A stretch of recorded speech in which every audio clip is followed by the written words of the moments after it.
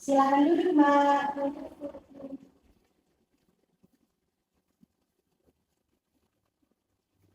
Oke, boleh diminum terlebih dahulu, Mbak? Ya, terima kasih, Mbak.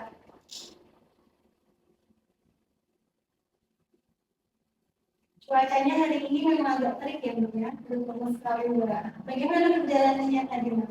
Lancar, Mbak. Apakah terhalang cek? Tidak. Tidak, Mbak. Oke, Mbak sebelumnya tadi diantar atau bagaimana? Dari kota sendiri, Mbak. Dari rumah ke sini berapa menit, Mbak? Kira-kira 20 menit, Mbak. Rumah Mbak di mana? Di Kebun Teh. Oh, di Kebun Teh. Ya. Oke, ini bersama Mbak Septiani ya, yang sebelumnya WhatsApp saya. Iya, Mbak. Oke, biar lebih apa, boleh Mbak perkenalan diri terlebih dahulu? Baik, Mbak. Sebelumnya perkenalkan nama saya Zaki. Saya salah satu mahasiswa UIN Muhammad Soekarno semester 4 Prodi Indonesia. Tinggalnya di Kebun Teh. Oke, berarti sekarang statusnya masih berkuliah ya, Bu ya? Kuliahnya lancar? Alhamdulillah. Oke, Mbak Selvi ya. Di sini saya perkenalan terlebih dahulu. Perkenalkan nama saya Mbak Umaya, nggak usah panggil saya Mbak Umay dan kita lebih dekat. Dan juga di sini saya sebagai konselor dan Mbak sebagai pengajar. Oke, sudah tahu kan tujuannya di sini mau apa, Mbak? Sudah. Sebelumnya Mbak sudah pernah melakukan konseling? Sebelumnya belum, Mbak. Ini dapat referensi dari rumah. Coba ceritakan permasalahan atau konsultasi sama. Oke, berarti ini first time ya, Mbak ya? Benar sekali, Mbak. Sebelumnya saya jelaskan terlebih dahulu ya, Mbak ya, bahwasanya kegiatan konseling keuangan ini dilakukan seperti yang kita lakukan pada saat ini di dalam ruangan dan berdua. Nantinya Mbak diharapkan memiliki keterbukaan dan kesukarelaan dalam menyampaikan permasalahan yang dimiliki. Jangan ada yang ditutup-tutupi biar kita bisa mengetahui benang merah dalam permasalahan. Dan tentunya dalam konseling ini kita mempunyai asas kerahasiaan. Jadi Mbak nggak perlu takut untuk menceritakan apa yang Mbak rasakan. Oke, sejauh ini sudah paham itu konseling keuangan, Mbak? Sudah. Oke, berarti Mbak datang ke sini atas referensi dari temannya, Mbak? Sudah benar sekali, Mbak. Temannya sudah pernah melakukan konseling sebelumnya? Sudah, Mbak. Oke, jadi teman Mbak melihat Mbak yang ada permasalahan, jadi mengajukan untuk Mbak mencoba datangi seorang konselor. Oke, apakah Mbak sekarang sudah rileks dari berjalan tadi? Oke, tentunya kedatangan Mbak ke sini ada sesuatu yang mendorong ya Mbak ya, dan tentunya ada yang mengganjal dari hati Mbak. Oke, kalau boleh tahu apa yang sedang Mbak rasakan di sini?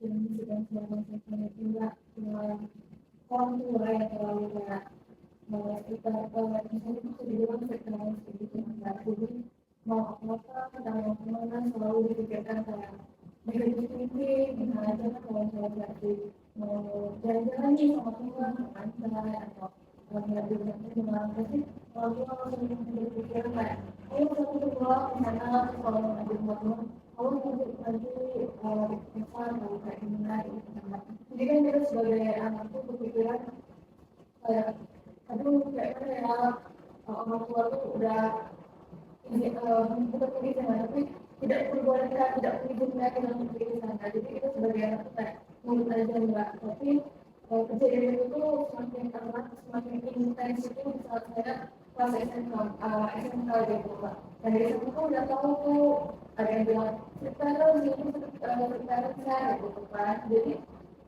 kemudian mereka kayak gini banget ya punya orang tua gitu sampai di titik kenapa kok aku terlanjur di keluarga yang kayak gini gitu kan orang kelihatannya versi enak hidupnya apa di karena ini sudah nggak apa dihidupi sama ibunya tapi dalam hati kayak menyendiri di kamar terus lama kayak agak campur atau mengulang kembali permasalahan yang udah terjadi gitu kan coba menutupi coba memperbaiki gitu mungkin dari saya juga ya salah sehingga orang tua kayak ketakutan mungkin kayak ketakutan terbesar orang tua kan tinggal anak perempuan tinggal satu langsung kayak gitu kan satu udah menikah gitu kan jadi dari itu sempat dipikir kayak sendiri di kamar saking banyak orang tua bilang terlalu ngomongnya tuh negatif thinking kayak gitu kan mbak misal terlalu mengancam ke sini kayak gini kan itu aku tuh masalahnya gitu kan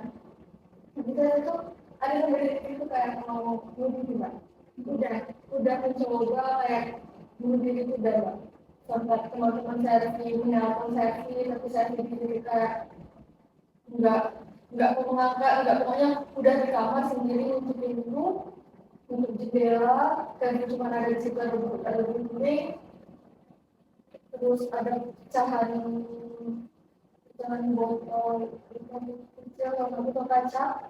Terus selfie itu sampai udah rekaman selfie, mungkin kalau dia SMK tuh teman-teman selfie itu kayak apa ya selfie, kamu kayak gitu kan, kamu kayak gitu kan, di sini sudah pernah mbak, terus bumbu kamu sampai ramu ini kayak dari sekali sini sampai sini ini udah pernah itu mbak, untuk nangis gitu kan, kayak kenapa ya kayak sampai kayak teman-teman yang lain kalau pergi kemana-mana itu selalu diperbolehkan gitu kan.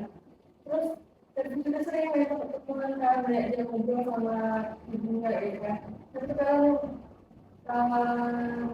agak sedikit iri nggak, menyentuh iri dalam arti kok teman-teman bisa sedekat itu ya sama ibunya, sedangkan saya itu nggak bisa kayak gitu kan, nggak bisa kayak teman-teman gitu kan.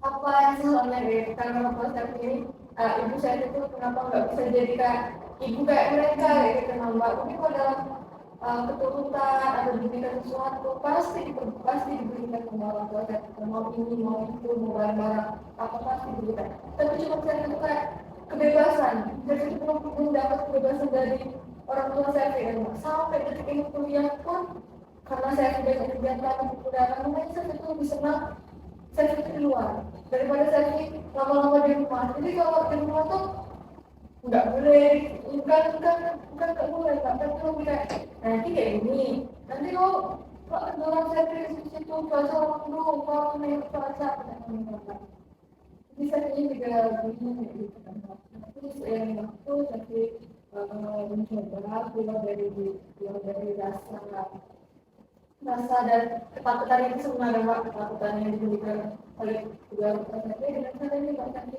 lebih banyak kegiatan di luar, terus lebih banyak mendapatkan pengalaman. Kalau dibilang masa-masa SMA saya itu kayak saya pergi kemana-mana, dan itu orangnya cuma di rumah. Dan orang tua saya itu juga kayak terlalu nuntut menurut saya kayak saya itu harus belajar balik pulang sekolah jam 4 saya tuh langsung kenal kelas lagi Pak. Begitu sebenarnya kayak gitu kan capek juga ya ngejar prestasi gitu. Berkesan ketika saya turun sama rekrutasi turun itu jadi bisa lagi. Jadi sebagai anak itu diri juga Mbak selalu disalahkan sama orang tua dan juga selalu dibanding-bandingkan sama anak-anak yang lain kayak coba lihat si A misalkan kayak gitu kan dia berprestasi pintar dan ngomong kayak gitu kan baru-baru kerja di rumah, sedangkan kamu aja cuma pulang sekolah, terus les masih aja dengan tapi orang tua tuh nggak tahu permasalahan yang kita hadapi kayak tekanan-tekanan yang mereka berikan tuh membuat kita tuh bukan sakit secara fisik tapi mentalnya tuh kena gitu teman. Jadi dirasa sedih ya Allah sampai di titik kok bisa sampai kayak begini gitu kan. Dan menurut saya itu masalah sekretaris itu masalah yang gampang dan dapat dilalui oleh anak-anak di luar sana gitu. Karena orang tua itu kan sebenarnya orang tua itu sayang, tapi sayang mereka sampai membuat anak itu pertumbuhan mereka nggak mau sampai menghambat prestasi mereka mungkin kan, terus mereka mau pergi ke sana kemari, orang tua selalu bilang nggak boleh, selalu memberikan apa pikiran yang kayak buruk. Jadi kita sebagai anak tuh ya kalau mau lanjut dan kita dapat apa yang orang tua ya lanjut gitu. Jadi yang Mbak rasakan pada saat ini adalah mengenai stage parent juga, bagaimana menurut Mbak orang tua Mbak ini terlalu mengekang kegiatan-kegiatan yang Mbak lakukan, dan hal ini Mbak rasakan mulai dari SMK atau dari SMP atau bagaimana? Dari SD itu kan kita biasa tuh orang tua sering dulu di mana-mana, selalu berenang selalu, pokoknya kalau ada teman-teman tuh Tapi ini anak mak banget lah, anak ibu banget ya kan, kemana-mana dibutuhin, nari, dibutuhin. SMP juga, nah menurut saya itu hal biasa, tapi pas saya manja ke SMK gitu, masa-masa tahun menengah masuk gitu, Kak, ini kayaknya bukan lagi, bukan maksudnya nggak wajar nih orang tua sampai mau tahu anak-anaknya gimana, selalu dibutuhin, kayak nggak pernah percayaan. Padahal kita di masa-masa SMA itu udah masa belajar dewasa, gitu, sampai eksplor gitu, ya nggak pernah masa bereksplor gitu kan. Dan itu saya juga dapat kenal orang tua gitu, dapat dari orang tua tuh enggak, ya udah masih ada ketakutan gitu kan, masih pikir negatif kayak gitu, makanya anaknya kesini kalau gitu kan. Padahal kita kan biasa aja gitu kan, bahkan sampai teman-teman itu udah banget dapat terus dari orang tua kan. Aku mau pergi berenang ya gitu kan, atau pergi main dulu pantai gitu kan, ya udah hati sama-sama berdua sama.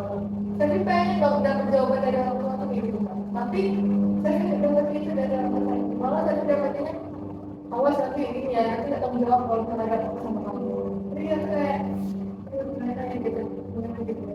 Jadi hal ini sebenarnya sudah terjadi sangat lama, mulai dari SD dan mulai dari Mbak kecil, dan menurut Mbak ketika Mbak masih kecil itu masih wajar, dan ketika Mbak sudah memasuki SMK yang mana menurut Mbak hal itu apa masa-masa bereksplorasi dengan teman-teman dengan hal-hal baru, tapi orang tua Mbak masih mengekang seperti itu. Mbak, saya sangat mengerti sekali apa yang Mbak rasakan, bagaimana kita seorang anak muda yang seharusnya menambah pengalaman, memperbanyak pengalaman, cuma terhambat oleh pikiran-pikiran orang tua dan tekanan-tekanan orang tua. Oke, dari apa yang Mbak ceritakan tadi, saya mendengar Mbak sebelumnya sempat merasakan ingin bunuh diri ya Mbak. Oke, kalau boleh tahu permasalahan atau kejadian yang membuat Mbak ingin bunuh diri itu seperti apa?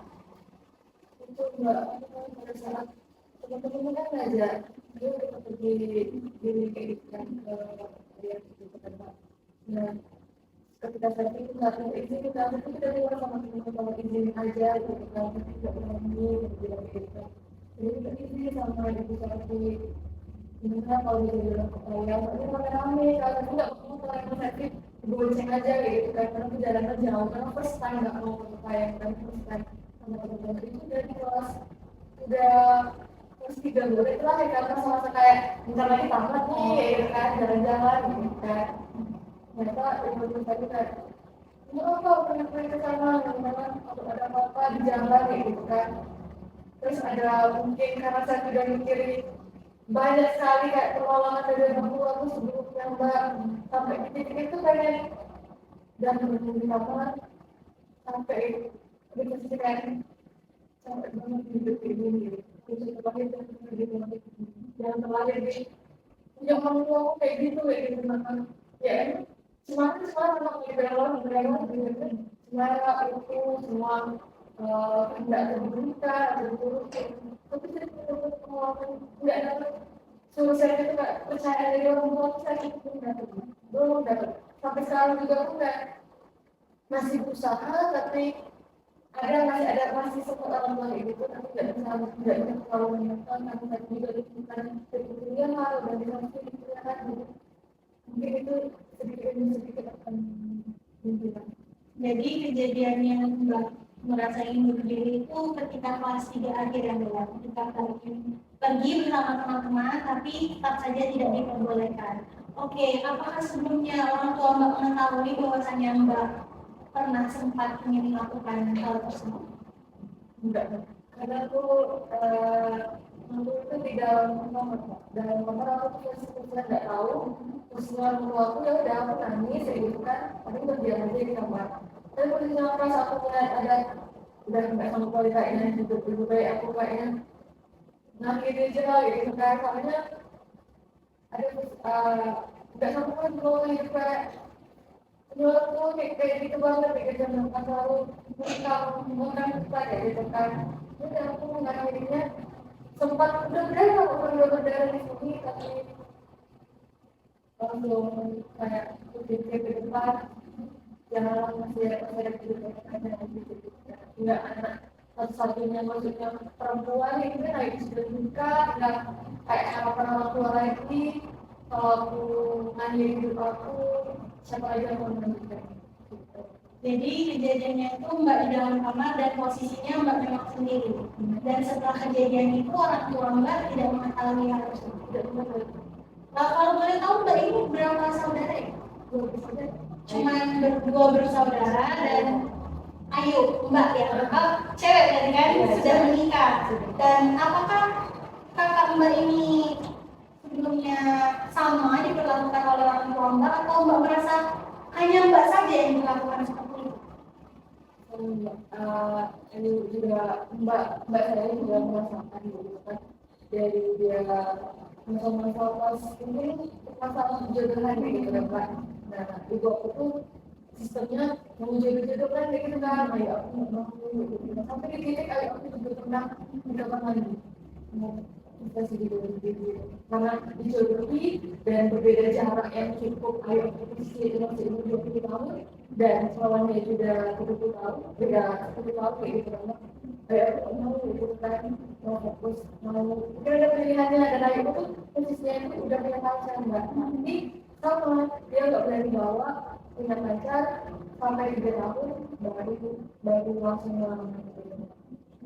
Jadi kakak Mbak ini juga menurut pandangan Mbak juga merasakan hal yang sama, sama-sama strict parent itu, bukan hanya Mbak saja karena Mbak anak bungsu. Oke, dari cerita Mbak tadi mengenai perjodohan, apakah Mbak juga sebelumnya, apakah Mbak juga merasakan hal yang sama seperti kakak Mbak? Maksudnya takut ingin bawa pacar ke rumah atau bagaimana? Benar sekali Pak Indra, itu pada saat sama-sama satu kerjaan sebetulnya tuh tapi kalau nggak mau pacaran kayak gitu kan karena aku juga nggak dibolehkan saya juga mikir kayak mau pacaran tapi saya ini anak cerita kalau bisa lebih banyak sih nggak lebih kayak ceritanya tuh lebih banyak kalau anak cerita kan kalau berdasarkan apakah pacar kita nanti mau menerima kita karena aku pacar kita mau tidak kawin di sana atau di mana dan sedangkan saya itu nggak diperbolehkan untuk keluar malam pun dan itu juga nggak diperbolehkan sama orang tua saya gitu. Kayak gimana saya mau punya pacar ya gitu kan ya. Setelah kalau di kuliah ini saya sudah punya pacar dan saya juga menjalani hubungan itu setahun dan baru inilah baru ayah ini saya perkenalkan semua gitu kan karena kan udah 20 tahun juga ditinggal jadi kayak udah apa gitu sama aku juga gak ngerti gitu masih ada aja kayak omongan itu kayak juga baik. Bagaimana respon kedua orang tua Mbak ketika Mbak akhirnya membawa teman Mbak itu ke rumah? Atau pacar ya? Itu responnya pertama ya shock. Itu sebenarnya ketahuannya tuh di handphone Mbak, di handphone kayak ibu lagi buka galeri kan. Nah ternyata saya lupa pindahin HP yang sekarang ini kan. Kayak masih dari murid, di rumah tidak sama orang tua. Jadi kenapa kamu imanjari loh kayak gitu kan ketahuan pokoknya Mbak sering-sering kayak payung jauh-jauh ini sudah izin dan mau cek kan. Dari situ Mbak ini udah momennya gimana ketahuan kayak gitu kan juga tadi sempat mau ngelak kayak gimana gitu kan jadi baru-baru ini bawa rumah gitu kan udah disambut baik anaknya juga baik kan juga saat itu baik juga jadi orang tua ya dan mungkin fokus aja sama kayak karena orang tua juga tahu beasiswa gitu kan jadi jangan sampai pokoknya putus di tengah jalan gitu. Apalagi kalau meninggalkan di masa kuliah ini apalagi jarak universitas kan jauh kayak gitu nggak pulangnya sering malam kayak gitu kan jadi kenapa gitu. Berarti respon orang tua setelah Mbak mengenalkan ini positif. Jadi kembali lagi ke stage parent yang cerita Mbak tadi, ketika Mbak merasakan keterpurukan akibat masalah-masalah yang ditimbulkan oleh pikiran-pikiran orang tua Mbak atau kekang-kekangan itu, bagaimana cara Mbak mengatasinya? Maksudnya ketika hal itu terjadi, apa yang Mbak lakukan? Lakukan tuh cuma kayak pertama memperbaiki diri dulu ya aku memperbaiki dulu kayak mungkin aku sebagai anak harus mengerti gitu namanya orang tua aku tuh juga aku sebenarnya tidak sadar tapi aku sudah meninggal yang pertama sekali itu itu masih jauh siapa kurang gizi lah kalau zaman itu kan masih 3 bulan atau 4 bulan saja aman itu jadi mungkin kayak orang tua juga terus ternyata orang tua saya itu saya dibilang sama neneknya itu kepala orang tua itu udah merantau di Jakarta di kelas mau belajar SMP udah merantau terus kayak kalau ini banget dari ini mungkin ketakutannya terhadap anak-anak itu turun ya kalau kayak gimana gitu karena takutnya contoh kejadian yang dialami dia bisa juga kayak gini dulu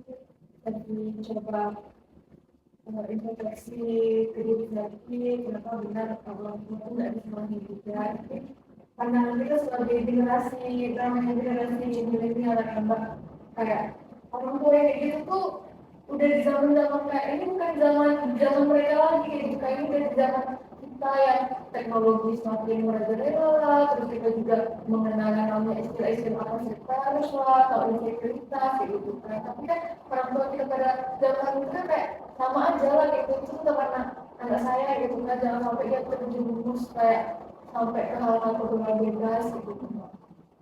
Oke, berarti Mbak sudah mulai mengetahui ya Mbak ya apa yang harus Mbak lakukan ketika hal itu terjadi. Oke Mbak, boleh sambil diminum lagi biar lebih rileks.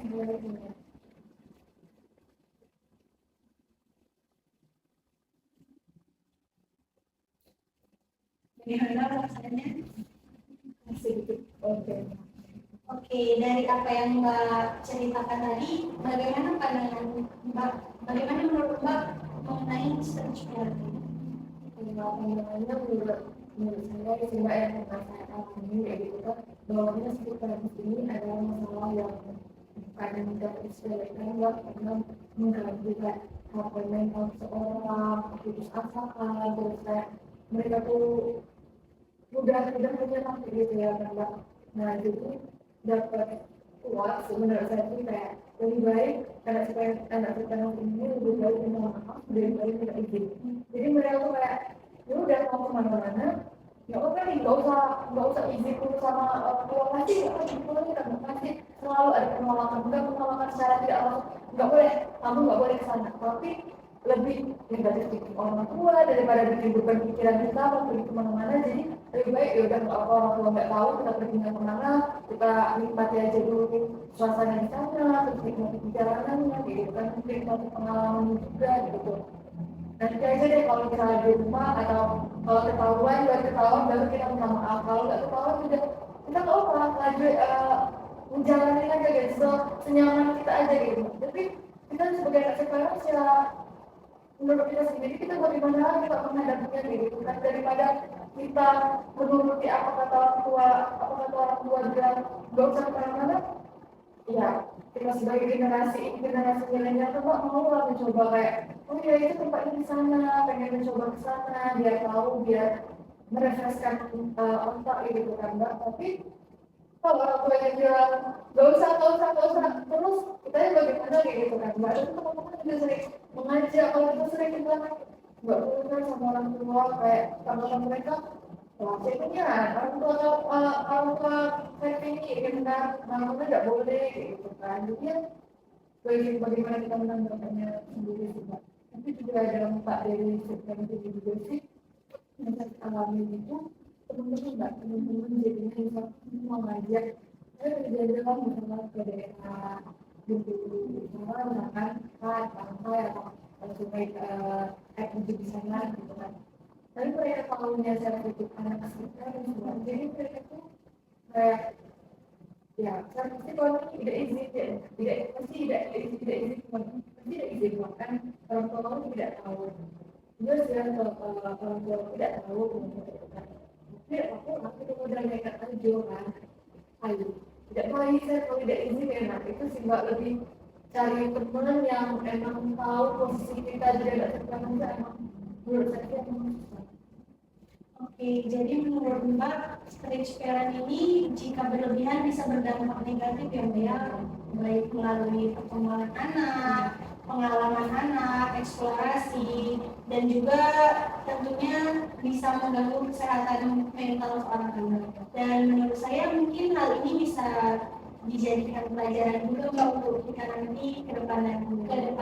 Karena tentunya kita akan memiliki anak kan, kayak kita tahu rasanya bagaimana di-stretch oleh orang tua kita, dan jangan sampai nantinya anak kita merasakan hal yang sama. Oke, sebelumnya apakah Mbak sudah pernah berbicara langsung empat mata kepada sebenarnya ini yang terlalu stretch itu dari ayah atau ibu? Kalau ayah kan kerja ya pulang sore, jadi dia nggak tahu kalau ibu kan dia kerja di rumah ayah, maksudnya di klinik satu sih rumah. Jadi kan dia sejak itu pulang nggak gitu kan, dan sedikit itu tahu kayak gitu kenapa kan nggak bisa macam handphone itu kan kok itu kan sering ada yang berlama tetangga gitu kan, atau teman-teman sampai dari luar juga kan itu Dari ibu. Oke, apakah sebelumnya Mbak pernah berbicara empat mata dengan ibu Mbak mengenai apa yang Mbak inginkan dan bagaimana seharusnya yang ibu Mbak perbuat kepada Mbak? itu pernah aku sih nggak tahu keinginan pengen ya tapi nggak pernah sampai detik pun, tapi nggak bisa karena tipe saya itu sama ibu dan itu sama gengsi lah, gengsi itu terlalu tinggi, jadi pasti kalau ngomong juga ngomong sama ibu ya pasti tanggapannya selalu kita pernah sama dia. Kalau juga ada aku misalnya kita kalau misalnya kalau mungkin anak bisa dengan itu ya apa terserah kita dapat kebalan bebas misal kalau tujuh itu orang tidak menjawab jadi kan bikin nambah pikiran lagi mbak, jadi lebih baik akhirnya nggak usah diceritain, jadi cari aja solusi tersendiri. Masih sampai sekarang tuh kalau misalnya pergi sama teman jauh-jauh lebih keseringan mbak, jadi mungkin gara-gara keseringan ya udah lah payah itu kemana-mana udah sama ini sampai detik ini pun masih sering dilakukan, masih sering. Jadi kira-kira kan anak sekarang itu kayak gimana ya, mungkin salah satu sisi itu tuh berdosa banget karena punya orang tua kan kemana-mana, takutnya juga di jalan perjalanan jauh itu kan kita mikirin resiko kalau ada apa-apa kan nanti bisa ada kecelakaan ya, itu kan orang tua nggak tahu tiba-tiba tahu kita fatal itu lah kejadian, kita juga ini dipermasalahkan, tapi kita juga enggak menurut kita orang tua kita juga ya kayak sampai dapat kondisi seperti ini sampai, jadi kita harus juga sekarang itu serba salah, mau berbohong ya udah kayak berbohong aja lah, berbohong kalau berbohong ini kebaikan, berbohong ini kebaikan aja daripada sama sekali dari situ apa lagi mbak, kita kan aku dewasa gitu kan, teman-teman ngajak ke sana, masa kita sering kita pernah kayak ke satu kelas itu belum pernah kayak gitu nggak saya kata itu tidak dipedulikan orang tua, nanti akhirnya mbak pokoknya tuh pikiran ibu saya itu di luar nalar, di luar itu ya kok bisa pikiran sampai ke situ kayak gitu kan, cuma itu tidak kepikiran kayak gitu mbak. Oke, jadi menurut Mbak apa yang Mbak lakukan saat ini itu serba salah. Iya mbak, serba salah. Berarti Mbak ini belum pernah sama sekali berbicara langsung kepada kepada ibu ya, terutama Pak Mata mengenai apa yang Mbak inginkan. Oke, menurut saya memang sih Mbak, kita kalau di posisi Mbak juga pasti merasa serba salah, begini salah, begitu salah. Cuman ada baiknya kita mencoba untuk berbicara langsung kepada ibu ya tadi. Dimana terkadang yang betul kata Mbak, pemikiran kita sama ibu kita itu berbeda. Seperti ibu kita itu dididik dan dibesarkan dari puluhan tahun yang lalu, dan sedangkan zaman sekarang sudah zaman modern yang sudah sangat berbeda. Ada baiknya kita berbicarakan kepada ibu Mbak bagaimana baiknya, seperti memberikan pengetahuan lah mengenai dunia yang sangat-sangat modern saat ini. Oke, dari apa yang Mbak ceritakan tadi, Berarti Mbak ini memiliki permasalahan mengenai stage parent dan hal tersebut mulai Mbak rasa mengganggu mulai dari SMK ya Mbak ya, mulai dari Mbak ingin pergi bersama teman-teman ke sana kemari dilarang dan menurut Mbak apa saja yang Mbak lakukan itu salah dan sampai pada akhirnya Mbak di titik ingin merasakan atau ingin bunuh diri karena terlalu stres memikirkan pemikiran-pemikiran orang tua. Namun dari cerita Mbak tadi sudah bisa kita lihat bahwasanya Mbak sudah mulai bisa mengatasi apa yang terjadi ya Mbak ya. Seperti apa tadi Mbak, kayak Mbak mulai mengevaluasi diri. Iya, memperbanyak kegiatan dengan hal-hal positif.